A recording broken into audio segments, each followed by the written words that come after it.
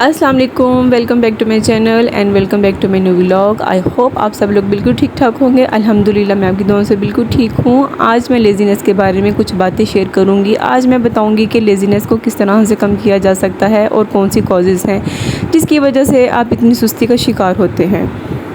So without any future get into the video. देखिए, हम सबका दिल तो बहुत कर रहा होता है कि हम अपनी रिस्पॉन्सिबिलिटीज़ को बहुत अच्छे तरीके से फुलफ़िल करें, अपने सब काम वक्त पर करें, बहुत अच्छे तरीके से करें, लेकिन लेज़ीनेस या सुस्ती इनएक्टिविटी की वजह से ना काम करने को दिल ही नहीं करता। तो अगर स्टार्ट कर भी देते हैं ना, तो कुछ ख़वातीन या मेरी बहनें बीच में छोड़ देती हैं, तो इसे पेंडिंग में डाल देती हैं। बस सारा दिन यहाँ वहाँ गिरे रहने और पड़े रहने को दिल करता है। कभी गर्मी की वजह से तो कभी सर्दी का भी बहाना होता है, या कुछ पुरानी बातें तंग कर रही होती हैं जिसकी वजह से हम पर सुस्ती हावी हो जाती है। और इसी किस्म की लेज़ीनेस को दूर करने की कुछ टिप्स और हैबिट्स आज मैं आपसे शेयर करूँगी। पॉइंट वाइज कुछ चीज़ें हैं जो मैं आपको बताऊंगी। इन पॉइंट्स को आप देखने की कोशिश करेंगे और फिर देखें वो कौन सी बात है जो आपके अंदर है और इसकी वजह से आप लेज़ीनेस का शिकार हैं। अच्छा, पहली बात तो ये है कि आप अगर लेज़ी हैं ना, या फिर आप बहुत ज़्यादा सुस्ती का शिकार रहती हैं, तो आपको क्या लगता है इससे किसी को फ़र्क पड़ता है?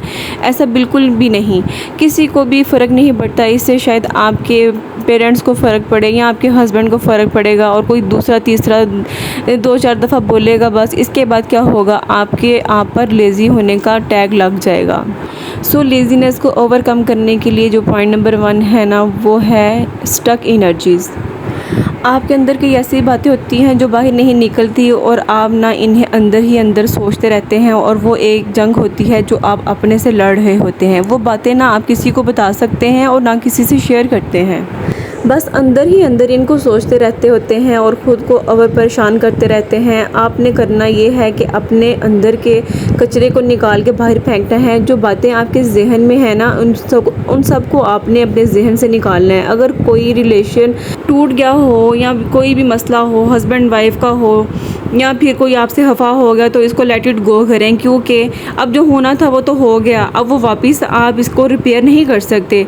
तो अब इस सिचुएशन में आपने खुद को ट्रॉमा नहीं रखना, अपने आप को विक्टिम मेंटालिटी में ना रखें। विक्टिम होने का एहसास अपने दिलो दिमाग से निकालें और अपने आप को इस तरह से ट्रीट ना होने दें। अगर अल्लाह ना करे कोई भी मिसहैप या कोई ट्रेजेडी आपके साथ हो गई है, जिसे अभी मैंने आपको बताया था, रिलेशनशिप की बात, या फिर कोई भी रिलेशनशिप में कोई भी ब्रेकअप हो गया हो, या कोई भी पिछले माजी की बात जो आपको तंग करती है, या कोई भी रिलेशन किसी भी वजह से ख़राब हो गया हो, या आपके घर वालों में कोई मसला है, या कोई भी सिचुएशन है, या कोई फाइनेंशियल क्राइसिस हैं जिससे आप गुज़र रहे हैं, या इसी तरह की कंडीशन को आप फेस कर रहे हैं, तो इन चीज़ों को ना टाइम बिंग ही रहने दें। ज़ाहिर है टेंशन बंदे को होती है, स्ट्रेस होता है, इंसान बहुत ज़्यादा परेशान होता है।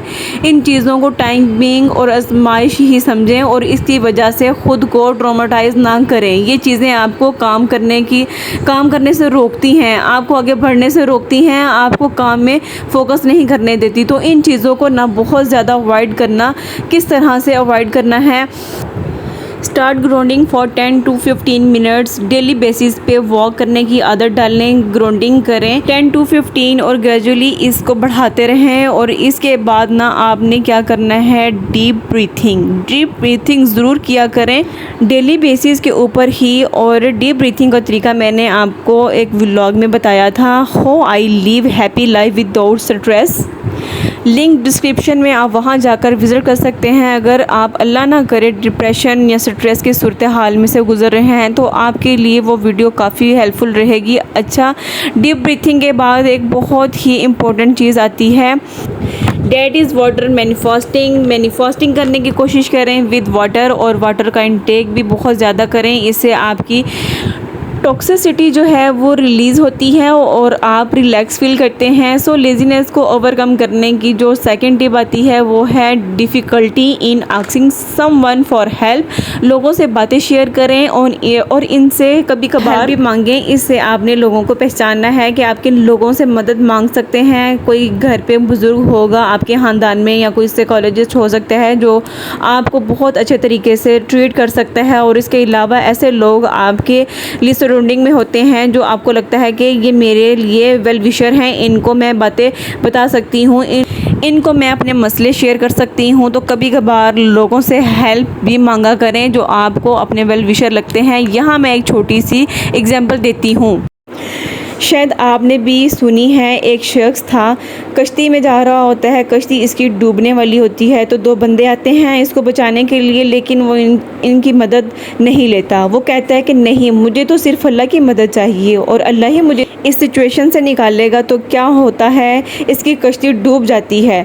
तो जब वो अल्लाह से मुलाकात करता है तो वो अल्लाह से शिकायत करता है कि मेरी कश्ती डूब गई। तो अल्लाह ताला इससे कहता है कि मैंने दो बंदे भेजे थे तुम्हारी हेल्प के लिए, तुमने इनसे हेल्प ली ही नहीं। सो कभी कभार अल्लाह ताला ने बंदों को हमारी हेल्प के लिए भेजा हुआ होता है और हम इस चीज़ को ना अवेल करना चाहते हैं। ऐसे बंदों को पहचानना चाहिए और इनकी मदद भी ले लेनी चाहिए। Now the next point, to overcome laziness be productive. कुछ ऐसा इंटरेस्टिंग करने की कोशिश करें जो आपको करने में मज़ा आता है। होता है ना कि कई शौक़ होते हैं, कई चीज़ें होती हैं जिससे हमारा इंटरेस्ट नज़र आ रहा होता है। कई लोग लिखना पसंद करते हैं और जो कई हैं वो शायरी को पसंद करते हैं, पेंटिंग, गार्डनिंग, सॉन्ग सुनना, कुकिंग करना और इसके अलावा स्टडी करना है। इसके अलावा आपको जिस चीज़ का भी कोई शौक़ हो, जिसमें आपका इंटरेस्ट हो, वो काम आप ज़रूर करें। इसके लिए ना आप एक टाइम निकाल लें, वो टाइम अपने लिए फ़िक्स करें और ये टाइम ना मी टाइम कहलाता है, जो आप अपने आप को दे रहे होते हैं, जिसमें आप खुश होते हैं। कुछ भी क्रिएटिव करने की कोशिश करें, कोई एक्टिविटी, कोई क्रिएटिविटी करें जिससे आपका माइंड भी बहुत ज़्यादा रिलैक्स होगा और आप लेज़ीनेस से बाहर भी आएंगी। थोड़ी सी सेल्फ़ केयर की तरफ आ जाएं, क्योंकि सेल्फ़ लविंग जो है ना बहुत ही इम्पोर्टेंट चीज़ है और इससे ना आपको अलग ही एनर्जी मिलती है। इसे आप अपने कामों पे फोकस कर सकते हैं। अब आते हैं नेक्स्ट पॉइंट की तरफ, जिससे आप अपनी लेज़ीनेस को रिमूव कर सकते हैं। वो है डिक्लटर योर स्पेस। अपनी सराउंडिंग में इधर उधर देखेंगे कोई चीज़ें बिखरी हुई तो नहीं है, आपका रूम ऑर्गेनाइज है या नहीं, डिक्लटर हैं चीज़ें। अगर इस तरह की सिचुएशन है तो अपने कमरे को साफ़ रखें। You have to declutter your physical space to become relaxed and comfortable। इस किस्म की ऑर्गेनाइजेशन को करने के लिए ना आप रूम्स डिवाइड कर लें। एक दिन में आपने ये कमरा करना है, एक दिन कमरे का ये वाला कॉर्नर करना है और सेकंड डे आपने इस चीज़ को ऑर्गेनाइज़ करना है या इस वाले रूम को ऑर्गेनाइज़ करना है। तो Aahista Aahista with in a week आपका सारा घर, आपकी सारी फिज़िकल स्पेस डिक्लटर और ऑर्गेनाइज हो जाएगी। अच्छा, जब एक दफ़ा आपका रूम आप या फिर आपकी पर्सनल स्पेस डिक्लटर हो जाएगी ना, तो अब आपका दिल चाहेगा कि मैं इसे मेंटेन रखूं। अब इसकी वजह से ना आप चुस्त होंगी, एक्टिव होंगी और डेली बेसिस पे इसी तरह की मेंटेन रखने और साफ़ रखने की कोशिश करती रहेंगी, क्योंकि अब अल्टीमेट आपका दिल करेगा कि इस जगह पे इतनी मेहनत की है मैंने, मैं अब इसको इसी तरह क्लीन और टाइडी रखूं और अल्टीमेट आप एक्टिव भी रहेंगी। नेक्स्ट पॉइंट है नरिश योरसेल्फ। इस चीज़ पे बहुत ज़्यादा फोकस करने की ज़रूरत है कि आप खा क्या रहे हैं। कई चीज़ें ऐसी होती हैं जो हम खाते हैं डेली बेसिस पे, उन्हें बहुत ही आराम से, बहुत शौक़ से उसे कंज्यूम कर रहे होते हैं, जो हमारी हेल्थ के लिए अच्छी नहीं होती और वो लेज़ीनेस को प्रमोट कर रही होती हैं और हमें पता ही नहीं होता कि ये हमारी फ़िज़िकल और मेंटल हेल्थ के लिए कितनी नुकसानदेह हैं।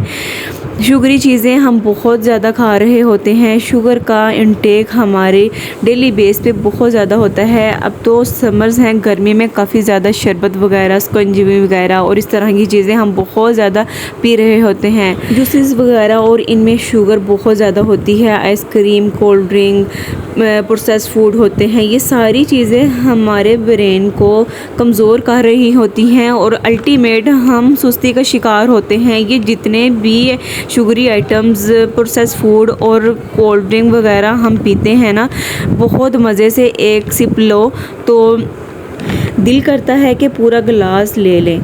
ज़रा सी कोई चीज़, पैकेट की चिप्स खाते हैं तो दिल चाहता है पूरा पैकेट खा लें। ये चीज़ें हमारे ब्रेन को बहुत ज़्यादा वीक कर रहे होते हैं। सो ऐसी चीज़ों को बहुत ज़्यादा अवॉइड किया करें तो आप अल्टीमेट ना सुस्ती से बच जाएंगी। Next point overcome to laziness is surrounding by toxic people.